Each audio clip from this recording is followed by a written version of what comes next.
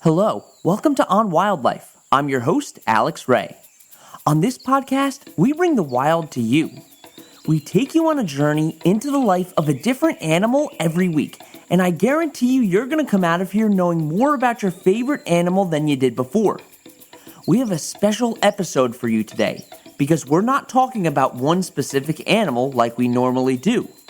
That's because I got the chance to interview a special guest. Her name is Ellie Laks, and she's the founder of the Gentle Barn Foundation, which is a really unique organization that helps to rehabilitate animals and people.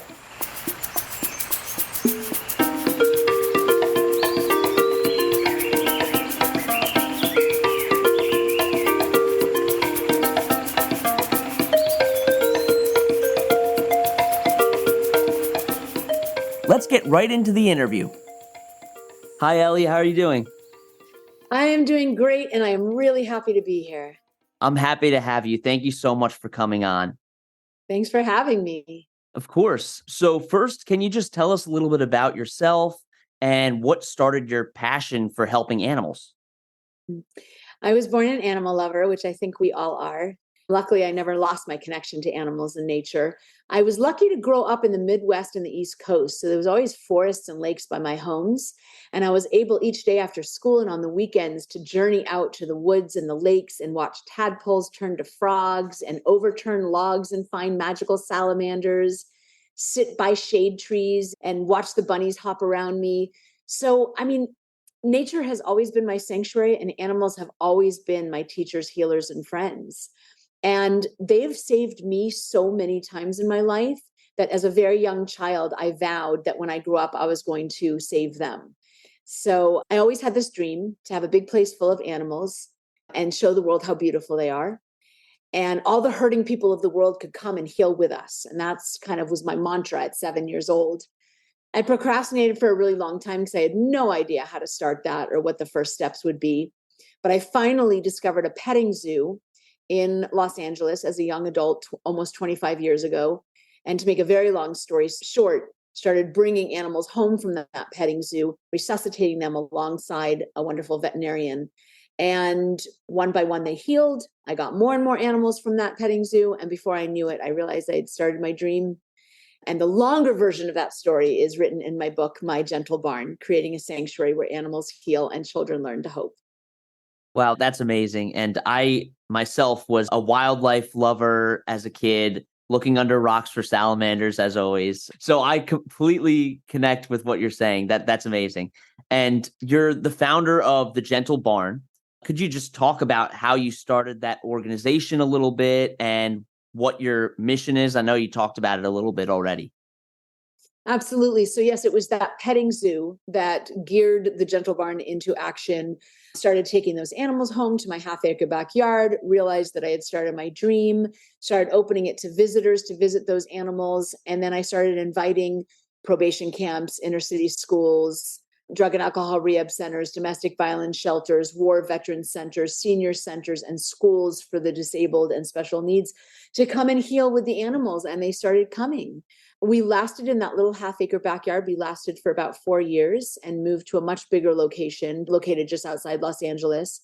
8 years ago, we opened in Nashville, Tennessee, and 6 years ago, we opened in St. Louis, Missouri. So we have 3 locations. We have 68 staff. We have 200 animals, and we have a global reach through our social media. We do 2 things at the Gentle Barn. The first of which is we save and heal and rehabilitate animals that have nowhere else to go. Animals that are too old, too sick, too lame, or too scared to be adoptable and are euthanized in the shelters. We bring them in, we rehabilitate them with vet care, but we also use acupuncture, massage therapy, ultrasound, ice therapy, water therapy, energetic healing, nutritional supplements, and lots of love. Once they're restored to health and wellness, we either find homes and families of their own by adopting them all across America and into Canada, or if they have ongoing care for the rest of their life, we keep them and we give them sanctuary with us. When they're ready, we partner with them to heal people with the same stories of trauma in our cow hug therapy sessions and our private tours and our school field trips. We're open to the public on Sundays for people to come meet these animals and connect with them. And then they kind of pay it forward by like, we restore the animals to health and wellness, and then they help people that are hurting. And hopefully those people will turn around to be kind to the animals. Wow, that's great. And what kind of animals do you have? I know you mentioned cows.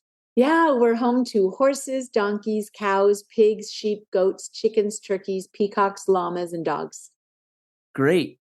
So all kind of like domestic animals that, you could find at a farm or in a barn or even in a zoo. So you were talking about how Gentle Barn incorporates veterinary medicine with some holistic healing approaches. How do these two worlds come together to provide the best care for your animals? So my journey with this started many decades ago when I had a beloved dog that was he was beautiful. He was young. He was 9 years old, which to me is very young because our dogs live well into their teens. And one day we woke up and he couldn't walk. And I brought him to the veterinarian. He did x-rays. He said that his spine was fused in 3 different places. He'd never walk again. Here's some pain meds and bring him back when I want him to euthanize him. I was so distraught by hearing this that I went to another veterinarian for a second opinion, and he said the exact same thing. I brought my dog home, couldn't stop crying, and my friend said to me, "Why don't you try acupuncture?" And I said, "What would acupuncture possibly do for a dog whose spine is fused in 3 different places?" She said, "Well, can it hurt?" I said, "Of course not." So I brought my dog to this acupuncturist that she knew. I went once a week for 3 weeks, and the 3-week mark, my dog was totally normal, was running around like he used to be, and he lived many, many more years with no other problems since then. And that's when my eyes were really opened to the benefits of acupuncture. So since then, we've incorporated all the list, acupuncture, massage therapy. But we use Jill and Jones CBD. We use sun chlorella algae superfood to boost the immune system. We use Pure Remedy, healing salve for skin issues. And over the last 24 years, I've gathered all of these different modalities that aid in the healing process, keep these animals mobile and comfortable for much, much longer, keep them living way past their life expectancies, and help in the veterinary care. So all of these modalities help each other to make a whole and complete animal who can live as long as they want to. That's really interesting. And it makes sense because just like people, animals are multifaceted, and we use all of those kinds of things. We use acupuncture and different gels and ointments and things like that. So why don't animals need that? And also, we might not think about how emotionally complex animals are compared to humans. So that's great. And so you were talking a little bit about how you have people with similar situations interacting with the animals that you have rehabilitated. So can you talk a little bit more about that and how that interaction benefits the animals and the visitors?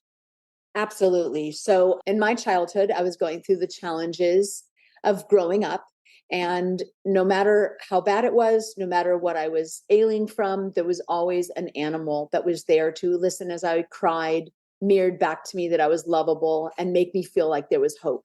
And so I know firsthand how incredibly healing and therapeutic animals are. And so part of the original design of the Gentle Barn was not only to save animals that had nowhere else to go, but to partner with them to heal humanity. And so at the Gentle Barn, we have 3 different healing modalities, or animal assisted therapies, if you will. We have cow hug therapy, where people can come, rest their faces against these gentle giants, clear our minds of our worries and thoughts, slow down our heartbeat with theirs, rise and fall to match their breathing. We can be centered and grounded. We can feel vulnerable, humble, and small against a giant protective frame. And that's where healing and hope starts. And it can restore people to health and wellness where talking therapy might be too hard. Talking therapy is wonderful when we're brave enough to talk about our experiences and dissect them to find the lessons hidden within. But when we're too shut down or angry to talk, when we don't want to rehash painful experiences, or when we're grieving over the loss of a loved one, when there's not really anything to talk about, we're just in excruciating pain, talk therapy might be difficult, but resting against a cow when they're giving us all their energy and all their nurturing, I'm telling you, it is restorative on so many different levels. And I really invite you to come try it. It sounds incredible. It really does. And who wouldn't want the chance to hug a cow? I agree. And can you share an experience that you've had that's made a lasting impact on you while you were doing work at the Gentle Barn? Oh my God, I could go on and on. How do you narrow it down to just one answer? I have had so many incredible experiences. I had a teenager who was a selective mute and hadn't spoken a word in 12 years, but she loved music. And I had a turkey that loved music, and I paired them together. And this teenager, because of this beautiful turkey that she fell in love with and spent time with, and knowing that the turkey needed music in her life, this teenager started singing to the turkey. And eventually, by the time she graduated our program, she was fully vocal. Wow.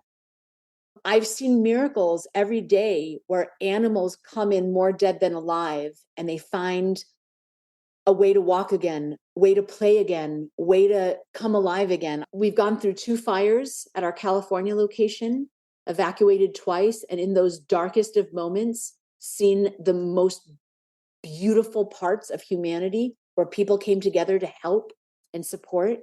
And I think my own self-care practice and my own view of mental health was born in the barnyard with these incredible animal ambassadors teaching me how to live, how to take care of myself, how to meditate, how to slow down, how to be present in each moment. All of those things I learned from animals.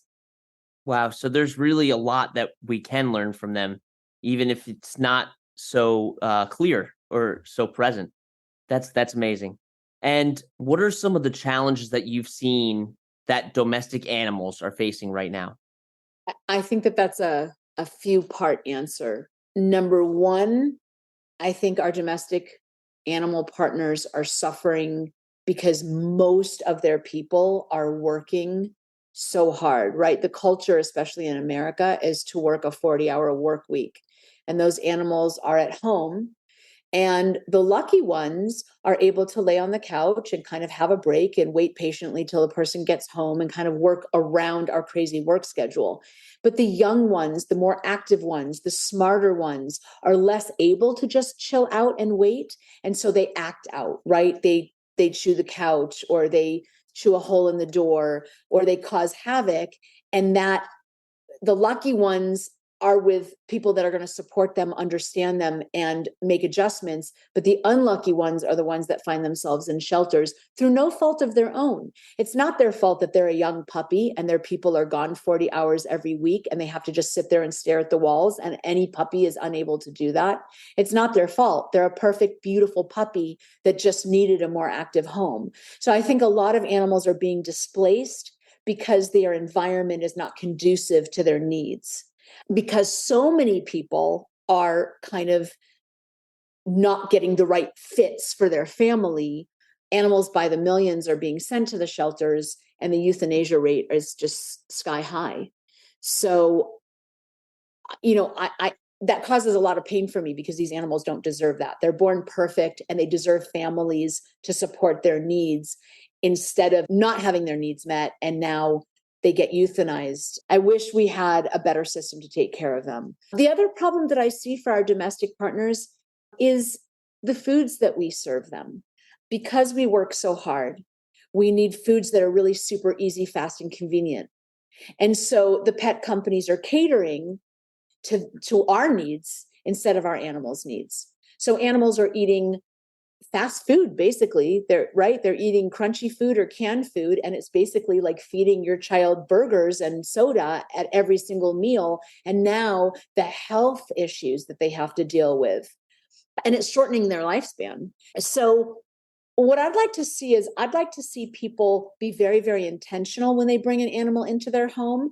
If they're working all the time, bringing in an older animal, or maybe even better yet, 2 older animals that can keep each other company, but they can be low key while you're at work. And if you have a very active lifestyle and you are home, then yes, it's appropriate to get a puppy. So starting the match right in the beginning will set the humans and the animals up for success for a lifetime together. Feeding more wholesome, organic, homemade foods and using supplements like sun chlorella algae superfood and digestive enzymes and probiotics to set that animal up for success here, spending much less time at the vet and more time having fun. I think those two things alone could really benefit our animals so much. Yeah, definitely. And it's really important to stress why it's so vital to be doing your research before you go out and just buy an animal. You need to make sure that you're getting a pet that's right for your lifestyle. 100%. I was doing dog and cat rescue from the high kill shelters in Los Angeles before I opened the Gentle Barn. And I remember having a very small puppy that I was trying to adopt out. And on an adoption Sunday, this lovely family came and they said they wanted that puppy. But in asking them questions about their lifestyle and how long they work and when they're out of the house and their routine, they revealed that they're out of the house for the majority of the day. And I said, I'm so sorry, but I'd really like to introduce you to some of my older dogs and cats. But, it's not going to be a good match for this puppy. And they were furious. They were absolutely furious. But I had to stick to my guns and reject them for that puppy, because if you don't make the good match up right off the bat, it's only a few weeks, if not few months, till that puppy gets returned. Then the people are upset. The puppy has had an abandonment, and it just hurts everybody. So I'd rather upset that family and reject them for the puppy than let them take that puppy home. That puppy is going to annihilate their house when they're gone and be very lonely and anxious. And then that puppy is going to have heartache for the rest of his life. Yeah, absolutely. And what can people do to get involved in the Gentle Barn? So first of all, I would like to invite everyone out to the Gentle Barn through our website, gentlebarn.org. See our programs, visit our animals, read their stories, check out what we do. So that's gentlebarn.org. You can also find The Gentle Barn on all social media platforms on Facebook, Instagram, Twitter, TikTok, and YouTube. Get to know our animals, see their videos, see their friendships. You will fall in love with them. Find a Gentle Barn near you, either in St. Louis, Missouri, Nashville, Tennessee, or Los Angeles, California, and come visit, come hug a cow, cuddle a turkey, give a pig a tummy rub, look in these eyes of these animals, hear their stories of resilience, and know once and for all that we really are just the same, even though we look different. To know how and why the Gentle Barn came to be, to learn about the founding animals that came into the Gentle Barn in the beginning, to learn about all the groups of hurting people that came to heal with those animals and how they transformed, and anyone wanting to help us to rescue even more animals and open even more human hearts to the plight of animals. Thank you for your donations. You can donate at gentlebarn.org. That's great. And I think that's the perfect thing to end it on. Definitely go read the book, My Gentle Barn, and go visit if you're in the area, because it sounds amazing. You definitely want to go and hug a cow, right? I like to say we haven't lived life till we've hugged a cow and cuddled a turkey. Absolutely. Well, Ellie, thank you so much for coming on today. I learned so much, and I think our listeners are really going to enjoy what you have to say. Thank you so much for having me and loving animals with me. That was an amazing interview, and the work that Ellie is doing for animals and people is really cool. If you want to hug a cow or just want to support Ellie's mission, go check out the Gentle Barn Foundation and her book, My Gentle Barn. Thank you so much for coming on this adventure with me as we learned about the Gentle Barn. You can find the sources that we used for this podcast and the organizations that we reference at onwildlife.org. You can also email us with any questions at onwildlife.podcast@gmail.com. And you can follow us on Instagram at on_wildlife and on TikTok at onwildlife. And don't forget to tune in 2 Wednesdays from now for another awesome episode. And that's On Wildlife.